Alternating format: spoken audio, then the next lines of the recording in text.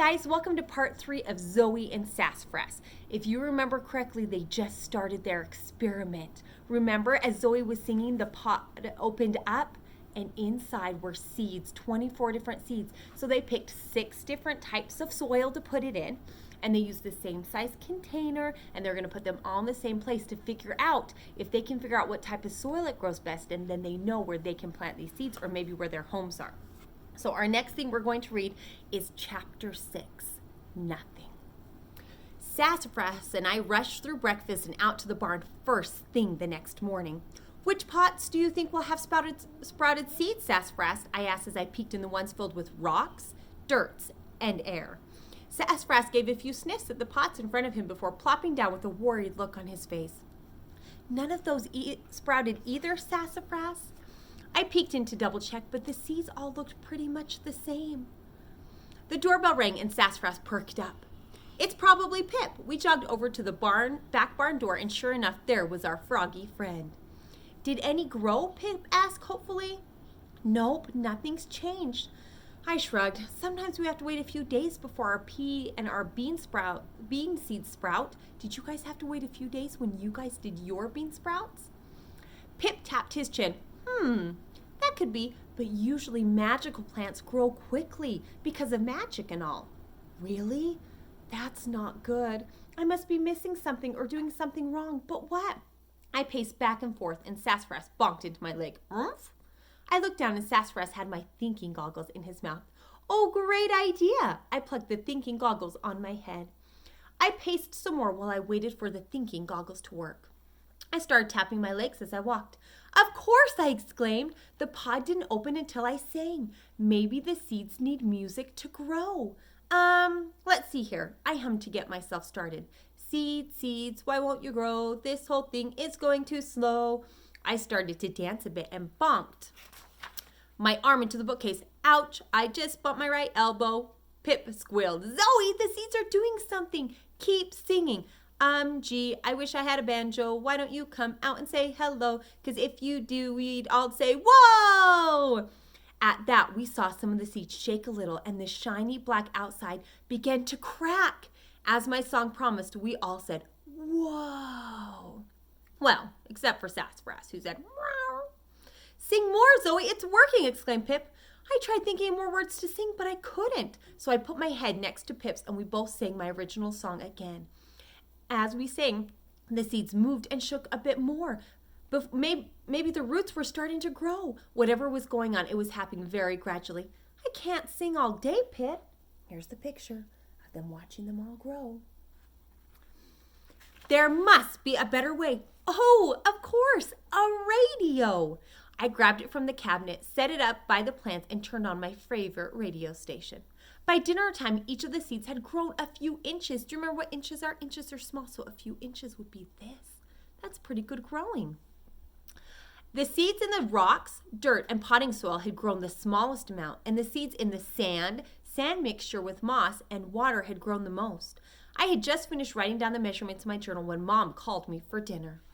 I'm just going to leave the radio on low all night. Can you meet us again first thing tomorrow, Pip? He nodded, and we said our goodbyes. I grinned. The plants will be huge tomorrow.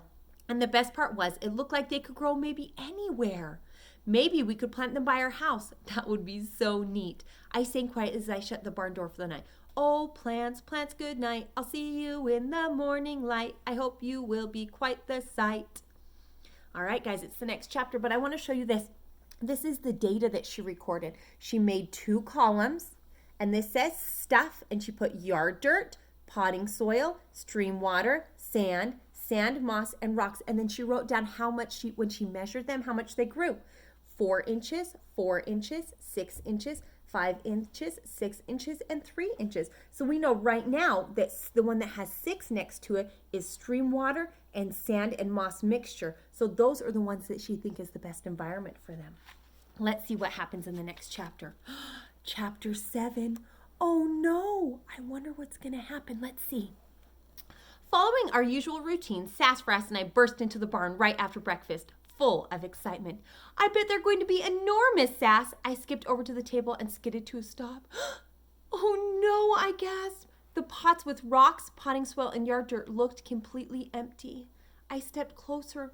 Where there had been plants, there was nothing now but purple ash. All the plants in those pots were dead. Guys, what do you think made them die overnight? Something about what they were growing in, probably. So we had rocks, potting soil, and yard dirt. What are all those things missing? We'll have to see. My lip quivered, my stomach tightened. We need Mom. Sassafras and I dashed back to the house. I wiped my tears so Dad wouldn't worry. He couldn't see anything magical, and I couldn't explain what was wrong without talking about a magical seed pod, and Dad would be so confused. I took a deep breath to steady myself and then went straight to Mom's office. She took one look at me and opened her arms. Oh, honey, what happened? The tears started again. It's about the seeds. Pip and Sassafras and I discovered that music helped them grow last night, and they were all doing great. Right, you showed me your data and it was all great. Did they stop growing? Asked Mom. Worse, the plants in 3 of the containers are completely dead. All that's left in the pots are purple ash. Guys, what is ash? Have you guys ever had a campfire, and when the wood burns up and it's completely done, there's this stuff at the bottom that kind of looks like sand maybe, but it's finer, and it's called ash. So when she says purple ash, she just sees purple things that kind of look like the bottom of a fire after you're done having a fire. Mom was confused by this too, so she came out to the barn and took a look. How strange! These must be very delicate magical plants. You did a great job. There was no way we could have known they would turn to ash like that. I would have done the same thing you did. I sniffled. That did make me feel better, but still I only had 12 plants left. If these were the last 12 of their kind, I need to be extra super duper careful. I didn't want to be the one to make such a beautiful and rare magical plant go extinct. We can talk through the rest of your plans together and make sure we're being careful with the seeds we have left. Let's start with what you learned. Mom scooted a ruler and my science journal over to me. I carefully measured the plants we had left and added the information to my data chart. So here we go. She went ahead and put lines by the one with dirt and potting soil. The stream water one grew 2 more inches, sand grew 1, and the moss and sand grew 12 more inches, and the rocks had none. So we know that it grew best with sand and moss. Then I spoke as I wrote. Conclusion. The mystery seeds grow best in sand mixed with moss. They sort of grow in water and sort of in sand, but do not grow in rocks, yard dirt, or potting soil. Also, P.S., they need music or songs to grow. Perfect, said Mom. What are you planning to do next? Because the plants are so much taller in the sand and moss mixture, I think I should move the plants in water and sand into pots with sand and moss. And then the next thing I need to figure out is how much water to give them. Mom nodded. And you have a bit of a clue there about the water. I tapped my thinking goggles. I know that the amount of water I gave them to start was maybe okay since the plants in the sand and moss are still growing. Said Mom. And one more thing. Pip cleared his throat near the pot of plants in the water. Oh, thanks, Pip. Having a lot of water is probably okay since those plants are growing all right. Pip and Mom clapped and I grinned. Mom gave my shoulders a squeeze. Sounds like you're ready for your next experiment. So even though Zoey finished one experiment to figure out what it grows best in, which is the moss and sand, now she has another experiment. How much water to add to make it grow best? Guys, most of the time when you do one experiment, it makes you have more questions and you can do lots of other experiments. All right, chapter 8. How much water? The plants were getting crowded with 4 per pot, so I very, very carefully separated them out and gave each plant its own pot, filled halfway with sand and moss mixed together. Pip had helped gather more peat moss from the forest before going home for the day. I hummed along to the radio and sat down with my science journal. I started with the new question. Question: how much water will make the mystery plants grow best? I thought for a minute. All right, I scratched out best. If Mom were here, she'd say, what does best mean? Tallest? Widest? Most leaves? Be specific, Zoey. I fixed my journal question. My new question was, how much water will make the mystery plants grow the tallest? And then I got to make a guess, or a hypothesis. Aw, man, I should have asked Pip for his guess before I left. All right, guys, what's your hypothesis? How much water should she do?